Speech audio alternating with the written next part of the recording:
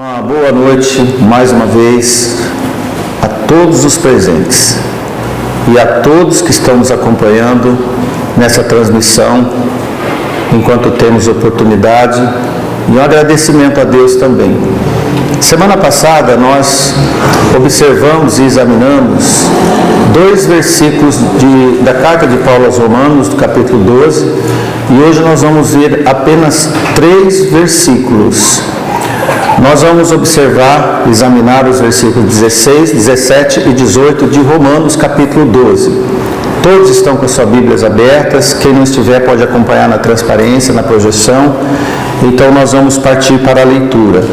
Preste atenção, que Deus nos ajude. Sede unânimes entre vós, não ambicioneis coisas altas, mas acomodai-vos às humildes. Não sejais sábios em vós mesmos, a ninguém torneis mal por mal, procurai as coisas honestas perante todos os homens. Amém? Que Deus nos ajude. Então, essa leitura que nós fizemos, Romanos capítulo 12, versículos 16, 17 e 18, é uma continuidade da semana passada, onde nós examinamos apenas 2 versículos, onde o apóstolo Paulo diz: abençoai os que vos perseguem, e abençoai e não amaldiçoeis, alegrai-vos com os que se alegram e chorai com os que choram. Para poder comentar esses 2 versículos, nós resgatamos o versículo 13, que diz: comunicai com os santos nas suas necessidades, segui a hospitalidade. Amém? De forma que hoje nós, continuando este tema do apóstolo Paulo, eu volto a comentar com os irmãos e quem está acompanhando esse estudo da carta de Paulo aos irmãos em Roma, que os primeiros capítulos Paulo mostra a natureza do homem e as doutrinas essenciais do nosso Senhor. E a partir de agora, desde o versículo 1 do capítulo 12, Paulo concentra no estilo de vida dos crentes. Porque nada adianta você saber doutrinas e leis e não viver segundo o que Deus quer, sobre as práticas que devemos ter. Considerando que as doutrinas ensinadas nos capítulos anteriores são sabidas e reconhecidas por nós, e para moldar os crentes, paz e amor é o assunto em pauta a partir do capítulo 12. Interessante que a igreja cantou o hino 388, e o irmão Nilson até, olha, cantamos um hino sobre o amor. Mostra amor ao seu vizinho, e o valor do amor não é mesquinho, entre outras verdades deste hino. E segundo os propósitos de Deus, nós vamos concordar com esse hino e mostrar também que Paulo, propriamente entre os apóstolos e o nosso Senhor, pautou muito esse assunto. E ainda mais, agora tratando-se do amor aos perseguidores e inimigos. Com certeza é uma pauta que, se não estiver sendo guiado por Deus, nem adianta. Serão consideradas instruções exageradas de Paulo. Mas eu te adianto, não são instruções exageradas. Pelo menos não deveria ser entre nós. O amor é o grande princípio normativo de toda a ação do cristão que está no Senhor Jesus. Contanto que esse amor seja padronizado segundo a natureza divina, não segundo esse amor que os homens pregam aí na rua, nas músicas mundanas. Padronizado segundo o amor de Deus, o amor ágape. Amém? A nova criatura em ação, de fato e com efeito, como nascidos de novo. Esse é o comportamento. Até o verso 13, Paulo enfatiza a comunicação de amor entre os santos, propriamente dito em relação aos membros da igreja. Agora ele enfatiza a comunicação do amor no ensino dos deveres serem cumpridos entre os estranhos, porque a partir do verso 14 até o verso 21, final desse capítulo, o apóstolo mostra-nos que esse princípio do amor cristão deve ampliar-se, influenciando até mesmo o mundo exterior, saindo do círculo da igreja, não servindo de regra de conduta apenas na vida religiosa dentro da igreja. A outra parte do ensino já deve ser executada, isto é, entre os irmãos. Porque naturalmente, quem não consegue amar os irmãos que Cristo colocou do seu lado no banco da igreja, na sua igreja, como é que você vai amar os estranhos? Como é que você vai amar os seus inimigos, como a palavra de Deus nos ensina? Irmãos, é bom lembrar que como Deus amou o mundo, isto é, a humanidade inteira, alguns irmãos negam, mas eles vão contrários ao que está escrito na Bíblia, porque Deus amou o mundo de tal maneira, e espera-se dos crentes a mesma amplitude de amor, que ame a todos, e é o que está escrito. E isto compete principalmente aos seus perseguidores e inimigos. Sim, nós estamos falando de amar quem não te ama, quem te odeia, quem te persegue, ou como os jovens dizem, quem te pega no pé. E aí nós vemos que nós devemos amá-los, não apenas por serem pessoas mortais, como nós, mas sim por terem almas imortais. E é nisso que Deus olha. Pois é bem possível que uma clara demonstração do amor de Deus possa atrair as pessoas ao reino do nosso Senhor Jesus, o qual é capaz de agregar valores às suas almas quando nós amamos nossos inimigos pelo bom testemunho. Quando ainda estávamos perdidos, longe de Cristo, Cristo já havia morrido pelos ímpios e nós estávamos lá no meio dos ímpios. Deus recomendou o seu amor para conosco quando éramos ainda pecadores. Lembrando de Romanos capítulo 5, versículos 6 e 8, olha o que Paulo escreveu.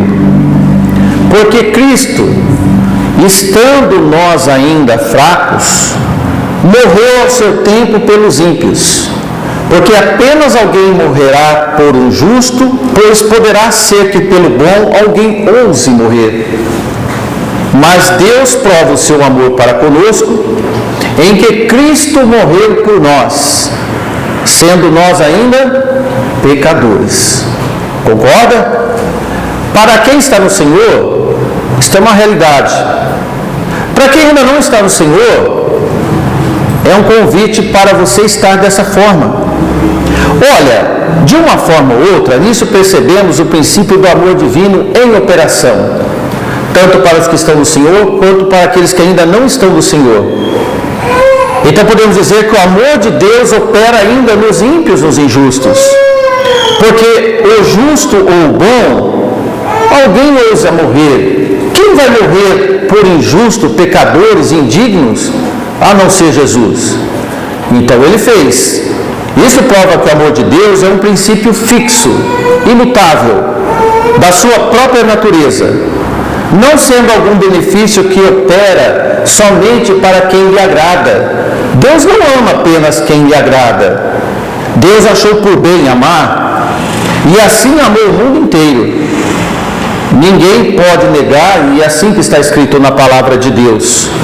A necessidade de amarmos até mesmo os nossos inimigos, isto é, a necessidade dos crentes amarem seus inimigos, constitui um dos princípios fundamentais apresentados pelo nosso Senhor Jesus Cristo. É da sua natureza, e Ele quer passar a sua natureza para cada um de nós. Quando Jesus pregou no chamado Sermão da Montanha, nós vemos que em Mateus 5 e 44, ele disse: Eu, porém, vos digo, disse o Senhor Jesus, amai os vossos inimigos, bendizei os que vos maldizem e fazei bem aos que vos odeiam e orai pelos que vos maltratam e vos perseguem, para que sejais filhos do vosso Pai que estás nos céus. É uma condicional. Olha, irmãos, essa condicional está sob a apresentação da própria salvação, para que sejais filhos do vosso Pai que está nos céus. Isto é, deve e tem que ter a natureza de Deus em nós, para poder amar quem não nos ama. Nos move para essa ação espetacular, para amar inimigos. Na nossa natureza, como homem e mulher de nascimento, nós vamos achar muito estranho isso. Amar pessoas que nos odeiam, que nos apedrejam, que falam mal de nós, é muito estranho. Mas embora só é possível na manifestação da nova natureza de quem está no Senhor Jesus. Se Paulo citou ou não nesta leitura que nós fizemos, ou referenciou na carta que nós estamos estudando, o conteúdo do Sermão da Montanha, nós não sabemos dizer, mas a informação ela são iguais, as informações são iguais. Mas embora seja praticamente impossível que no princípio da igreja, isso no primeiro século, os irmãos não sabiam dessa informação, porque Jesus tinha largamente exposto tudo que deveria fazer e conhecido dos irmãos primitivos, sabendo que o que nós estamos comentando com você foi uma verdade expressa e ensinada por Jesus e seus apóstolos. As cartas apostólicas certamente são unânimes na difusão da pregação do Evangelho do nosso Senhor Jesus Cristo, e é que a razão é o amor e a vida em amor, principalmente no que diz sobre a vida que devemos ter para seguir os passos de Jesus, como nós lemos no versículo 16.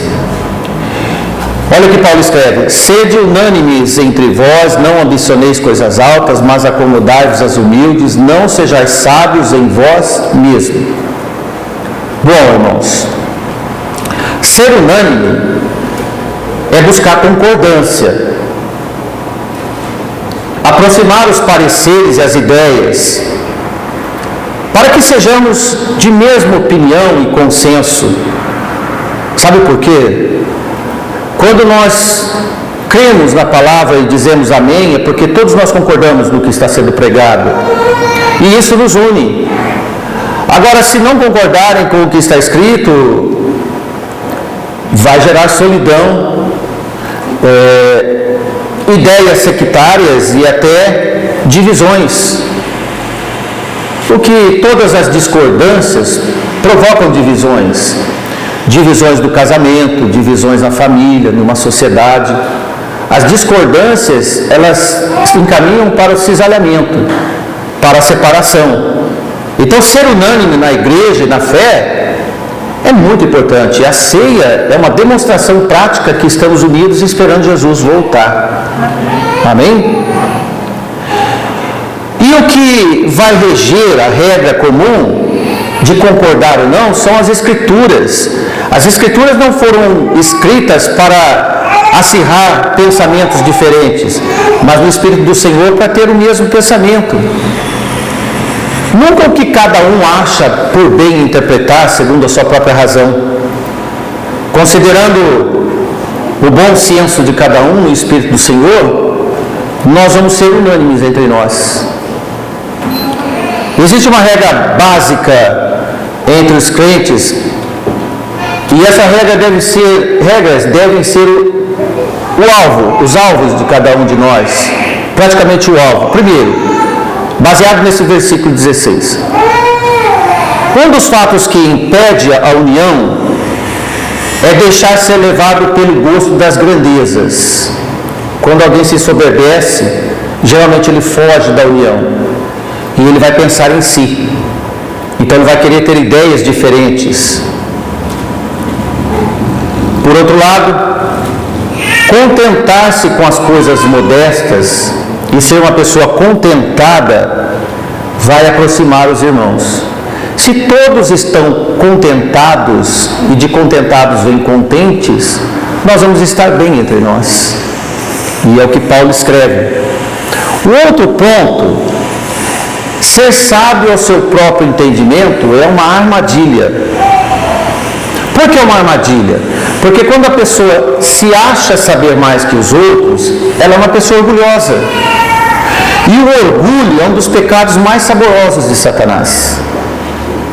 Veja que Paulo já havia escrito sobre esse assunto nesta carta, e nós estamos vinculando entre um culto e outro alguns versículos. No capítulo 12, versículo 3, logo no início desse assunto do amor de Deus, Paulo diz na segunda parte em diante do versículo: digo a cada um dentre vós que não pense de si mesmo além do que convém. Antes pense com moderação, conforme a medida da fé que Deus repartiu a cada um. Ora, irmãos, o que eu tenho que pensar de mim mesmo? O que convém. Não além do que convém, segundo a medida que Deus me deu. Nisto eu penso.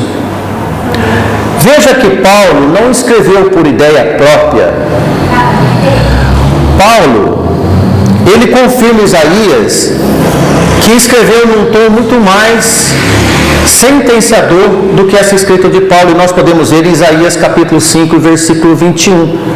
Veja o que Isaías escreveu: ai dos que são sábios aos seus próprios olhos e prudentes diante de si mesmo. Olha, pessoas que são sábios segundo o que ele acha ser, e ele se considera prudente segundo a prudência que ele entende ser prudente. Isso é pessoal. Isaías, ele conta e ele desenha sobre pessoas que têm cunho pessoal de achar-se de si o que ele é.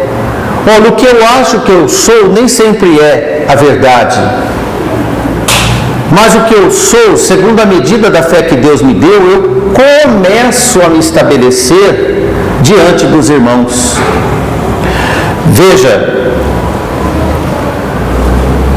que, novamente, um outro profeta sobre esse assunto, nós vamos ver Jeremias daqui a pouco, um dos sintomas da ilusória sabedoria e da falsa prudência, nesse versículo de Isaías 5 e 21, primeiro, é não saber ouvir.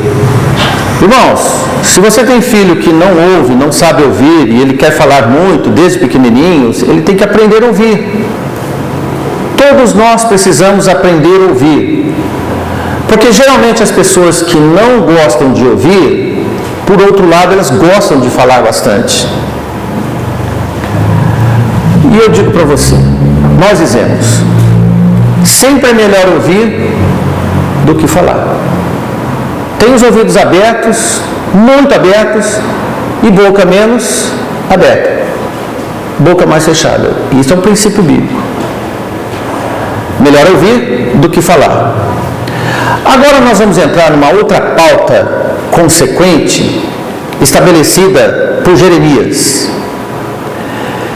Em Jeremias capítulo 29, enquanto você está abrindo ou observando na projeção, você vai ver que Jeremias, ele passa uma lição de vida para os judeus que foram deportados para a Babilônia.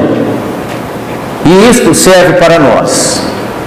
Para você se inteirar do assunto, a própria leitura do texto vai dizer o que estava acontecendo. Preste atenção.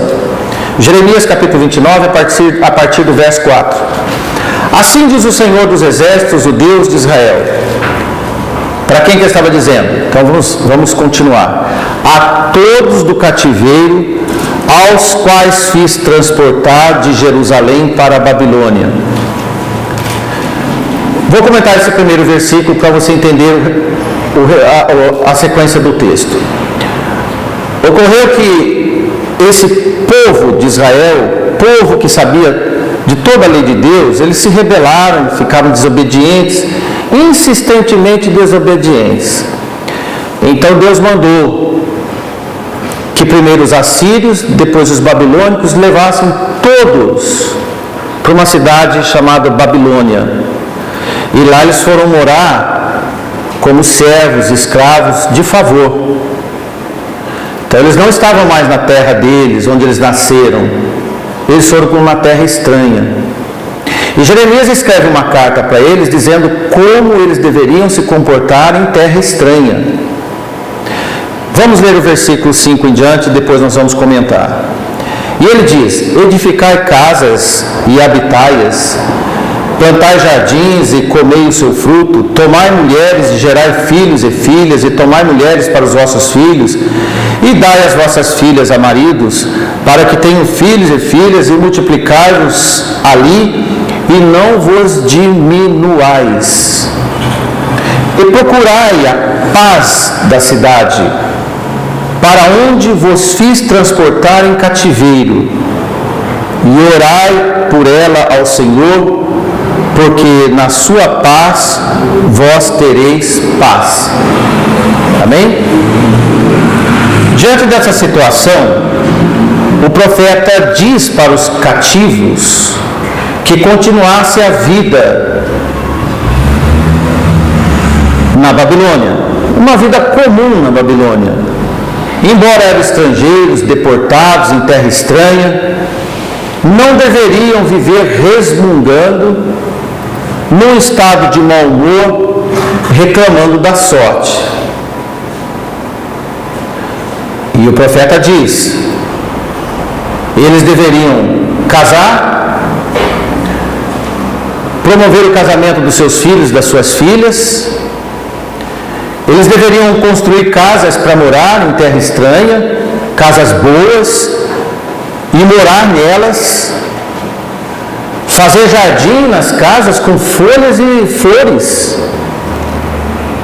e plantar pomar para comer as frutas. Na verdade, o profeta está dizendo: viva como você vivesse na sua terra.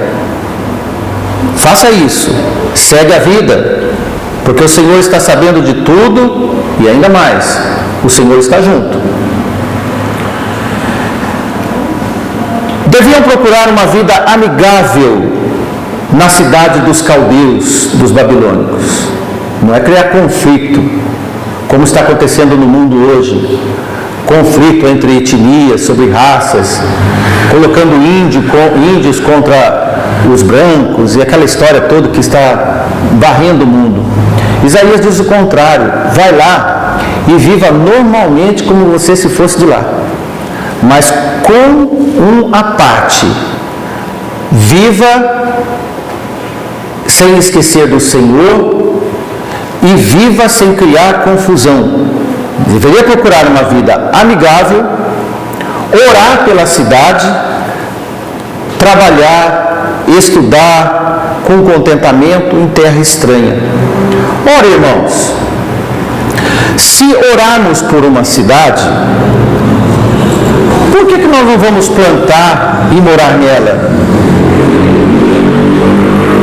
Construir casas nessas cidades e viver nela.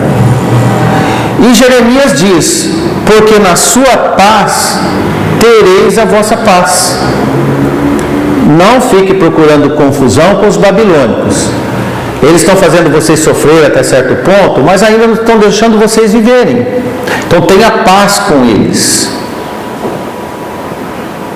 Considerando essa sensata regra do profeta Jeremias, Paulo alastra o assunto no nosso texto do lugar que vive, para que também quem vive no determinado lugar.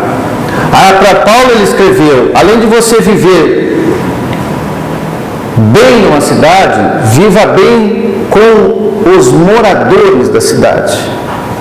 E é o que Paulo escreve para nós. Observe, irmãos, que as relações sociais do crente deve ter sempre uma configuração exemplar e inédita entre os homens das nossas Babilônias. Observe que viver em terra estranha não é ser um sujeito antissocial, arredio. Precisamos ser luz nas terras que Deus nos colocou, incentivando a vida. Você mora em Pereira Barreto, viva em Pereira Barreto. Converse com as pessoas da cidade, fale de Cristo para elas. Seja o bom testemunho de Cristo. O dia que o Senhor te mandar para outro lugar, você vai fazer a mesma coisa lá. E no versículo 17, é o que Paulo fala: a ninguém torneis mal por mal, procurai as coisas honestas perante todos os homens. Irmãos, todos os homens é o que está escrito. Todos os homens.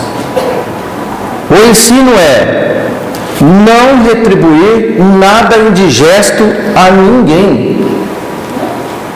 Nada de pensar e nem agir na lei do olho por olho, dente por dente, ou bateu, levou. E digo mais aos irmãos, você que está nos ouvindo, todo crente reativo e temperamental não é bem visto entre os homens da sua cidade e também nos céus. E isto Paulo escreve. Ele está dizendo: não seja litigioso, desaforado, pois todos os guardadores de mágoas são vingativos.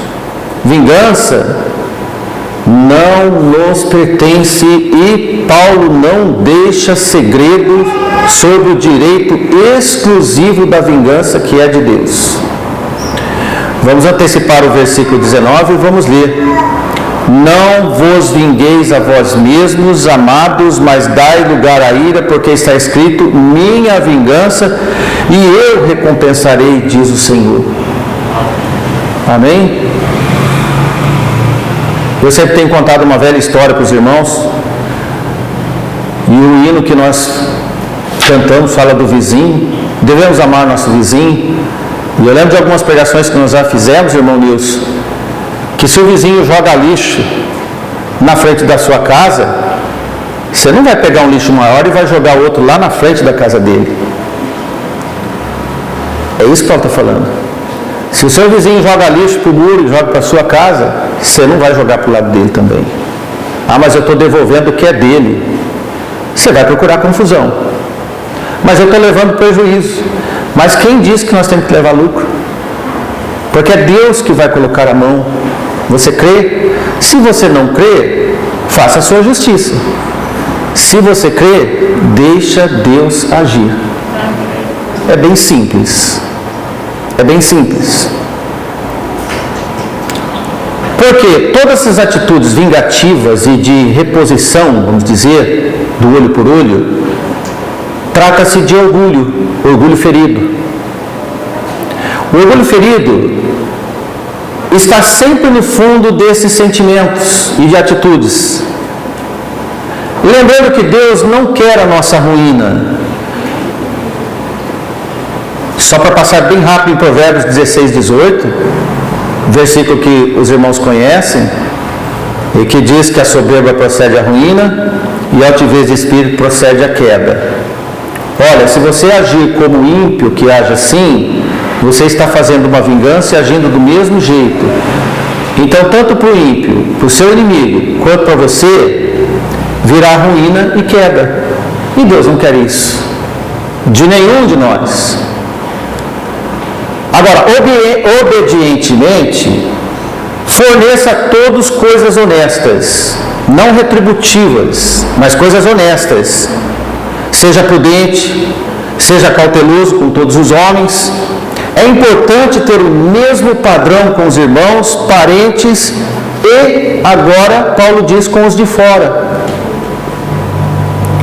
E no versículo 18, que é o último versículo desta noite que nós vamos examinar, agora Paulo escreve: se for possível, quando estiver em vós, tendes paz com os do mundo. Devemos ser a paz no mundo. Foi o que Paulo escreveu. Se nós somos a verdadeira paz de Jesus nesse mundo, os homens vão enxergar a igreja do Senhor. Agora, se a igreja do Senhor for uma igreja que se mistura nas reações do mundo, como vão ver Jesus na igreja que tem o nome dele? Todos que têm o nome de Jesus devem viver nos ensinos do nosso Senhor Jesus. Como diz a palavra de Deus, e agora podemos usar essa frase: tudo é possível àquele que crê. Aí sim, porque andam pregando em algumas igrejas que tudo é possível para encher o bolso de dinheiro, para ficar rico. Não, irmãos, tudo é possível para aquele que crê nestas situações impossíveis para nós. Amém? Que Deus nos abençoe. Que Deus continue nos ajudando e nos instruindo no que é da vontade dEle, e não agir segundo a nossa própria natureza. Que Deus te abençoe, irmão. Ore pelo culto de amanhã. Que Deus nos ajude. Amém.